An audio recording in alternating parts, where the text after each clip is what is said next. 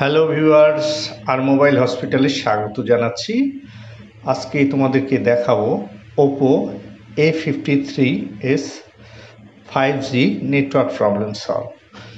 তো সিস্টেমেটিক ডায়াগ্রামের মাধ্যমে তোমাদেরকে তুলে ধরবো আমাদের নেটওয়ার্কটা কিভাবে সমাধান করতে হয় এবং ফল্টটা কিভাবে ফাইন্ডিং করতে হয়।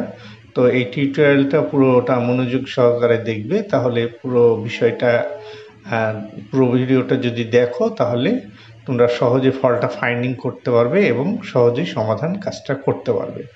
তো এই যে নেটওয়ার্কের যে সেকশনটা দেখতে পাচ্ছ, যে জিএসএম যে লাইন, যে অ্যান্টেনার সকেট থেকে যে প্রথমত যে লাইনটা আসে, সেই লাইনটা আমাদের এই যে সবুজ দেখতে পাচ্ছ, অ্যান্টেনার যে সকেটটা থাকে, সকেটের পাশেই যে আইসিটা থাকে সেটাকে আমরা কি বলে থাকি সাধারণত 2G আইসি। তো 2G আইসি কানেকশন, আচ্ছা 2G আইসি, তো সেই লাইনটা আমরা দেখে নিব। আর মূলত নেটওয়ার্কটাকে পরিচালনা করার জন্য যে ভোল্টেজটা, মেন ভোল্টেজটা লাগে আমাদের, সেই ভোল্টেজটা আমাদেরকে দেখতে হবে কোথায় থেকে আসে। এই যে আমাদের এখানে যে চার্জিং আইসি থাকে, চার্জিং আইসি থেকে এই যে ভিপিএস যে পাওয়ার, সেই ভিপিএস পাওয়ারটা আমাদের এখান থেকে যায়। তো এই যে ভিপিএস পাওয়ার সাধারণত আমাদের চার্জিং আইসি যে এখান থেকে যায়, সেটা এই ভোল্টেজটা থাকে 3.7 থেকে 4.2। তো এই ভোল্টেজটা আমাদের কোথায় যায়? তো এই ভোল্টেজটা দুটো জায়গায় যায়। সেই যে দুটো জায়গায় হচ্ছে, একটা হচ্ছে 4G আইসি এবং একটি 2G আইসি। দুটো অ্যাম্পলিফায়ার, পিএ মানে পিএ কথার অর্থ হচ্ছে পাওয়ার অ্যাম্পলিফায়ার, দুটো পাওয়ার অ্যাম্পলিফায়ার নেটওয়ার্কের এই দুটোতে আমাদের 3.7 থেকে 4.2 ভোল্টেজ এখানে সাপ্লাই আসছে। তো এটা ডায়াগ্রাম ধরে আমাদেরকে মিটার দিয়ে মেপে দেখতে হবে যে এই ভোল্টেজটা ঠিক আছে কিনা। তাহলে এবং 2G আইসি এবং 4G আইসিতে আমরা ভোল্টেজটা আগে দেখে নিলাম যে আমার ঠিকঠাক আছে কিনা। কারণ এই ভোল্টেজটা মেন ভোল্টেজ, এটা খুবই গুরুত্বপূর্ণ। এখানে কয়েকটি ভোল্টেজ কাজ করে, সেই ভোল্টেজগুলো আমরা একটা একটা করে আমরা তোমাদেরকে ক্লিয়ার করে বোঝানোর চেষ্টা করছি। তো যখন তোমরা মাপবে তখন একটা জিনিস মাথায় রাখবে, সেটা হলো সিমটা ঢুকিয়ে সেটটা অন অবস্থায় কাজটা করবে, তাহলে আমি যেভাবে বলছি সেভাবে ভোল্টেজগুলো পারফেক্টলি পেয়ে যাবে। যদি অ্যাবনর্মাল ভোল্টেজ দেখায় সেক্ষেত্রে সে আইসিতে কাজ করতে হবে। তাহলে আমাদের কোথায় থেকে গেল, এখান থেকে ভিপিএস পাওয়ার থেকে যে ভোল্টেজটা গেল, সেই ভোল্টেজটা আমরা মেপে নিব প্রথমত। তো এই ভোল্টেজটা মাপার পরে আমাদের যে বাকি কাজগুলো সেইগুলো একটার পর একটা স্টেপ বাই স্টেপ আমরা এখান থেকে দেখাবো। তো এখানে দেখো, এইখান থেকে যে ভিপিএস পাওয়ারটা ডিভাইডেড হয়ে ওই সাইড দিয়ে একটা গেছে, এই সাইড দিয়ে একটা গেছে। এই লাইনটা আমি তোমাদেরকে ক্লিয়ার করে দেখানোর চেষ্টা করছি। ওপর দিয়ে একটা গেল হচ্ছে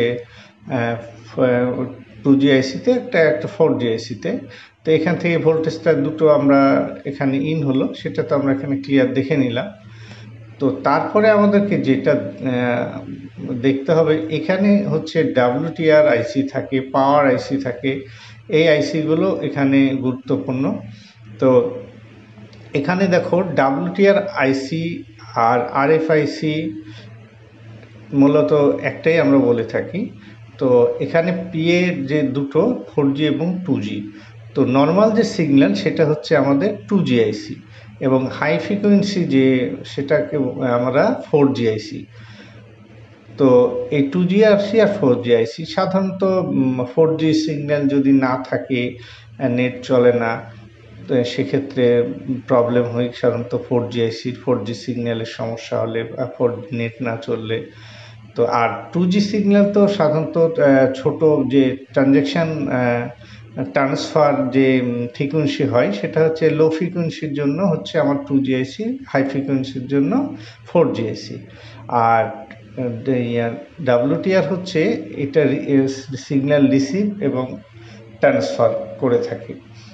তো এই হচ্ছে ব্যাপার। আর এখানে যে ভোল্টেজগুলো মূলত কাজ করে থাকে, তো এখানে যে পাওয়ার আইসি থেকে এখানে দুটো ভোল্টেজ আমাদেরকে সাপ্লাই করে থাকে WTR-এ। সেইটি হচ্ছে তিনটা কানেকশন সাধারণত এক ভোল্টেজ এসে ঢুকে, সেটা হচ্ছে 1 ভোল্টেজ।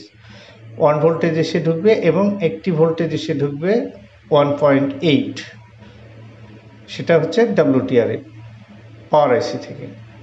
এবং WTR থেকে যে ভোল্টেজটা আমাদের WTR থেকেও ভোল্টেজগুলো সাপ্লাই হয়, তো আমাদের পাওয়ার আইসি থেকেও আরেকটি ভোল্টেজ সরাসরি আমাদের কোথায় যাবে, WTR থেকে 1.8 যে ভোল্টেজটা আমরা সেই ভোল্টেজটা আবার আমাদের পিআইসিতে পাবো। তো পাওয়ার আইসি থেকে যে ভোল্টেজটা আরও ভোল্টেজ থাকবে সেটা হচ্ছে যে পাওয়ার আইসির যে মেন ভোল্টেজ সেখান থেকে আমরা 1.8 যে ভোল্টেজটি সেই ভোল্টেজটি আমরা আমাদের পিআইসি 2G এবং 4G আইসি দুটোতেই আমরা এখানে সাপ্লাই পাবো। তো এই ভোল্টেজটা আমাদেরকে দেখে নিতে হবে। তো এখানে যে ভোল্টেজগুলো আমি উল্লেখ করলাম সাধারণত সব ভোল্টেজগুলো একটা একটা করে আমাদেরকে মেপে দেখতে হবে। তো এখানে ট্র্যাকগুলো পুরো ক্লিয়ার করে দেওয়া আছে, তোমরা প্রত্যেকটা ট্র্যাক ধরে যদি মেপে দেখো তাহলে খুব সহজেই সমাধানটা করতে পারবে।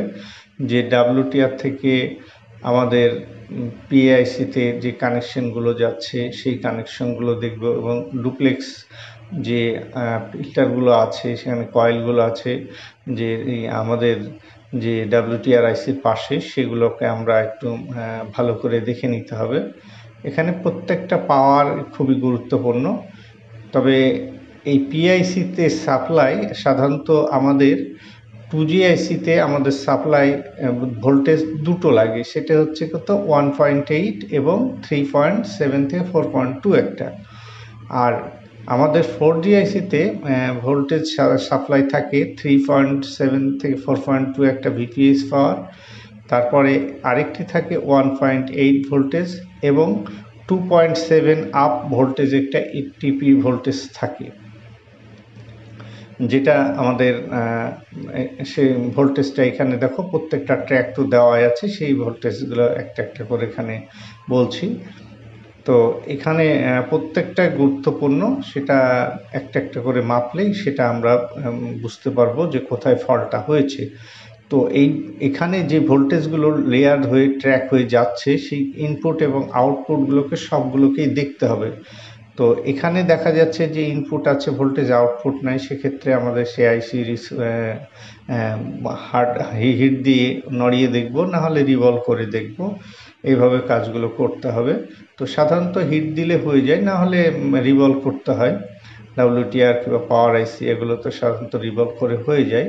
পিআইসি তো সাধারণত বল আইসি না, তো আইসি হিট দিলে হয়, না হলে চেঞ্জ করতে হয়। তো এইভাবেই কাজগুলো আমাদেরকে একটা একটা করে করতে হবে। তো ভিডিওটা অনেকটা বড় হয়ে গেল, তো সবাইকে অসংখ্য ধন্যবাদ জানিয়ে আমি ভিডিওটা এখানে শেষ করছি। আমার ভিডিওটা শেষ করার জন্য সবাইকে অসংখ্য ধন্যবাদ জানাচ্ছি।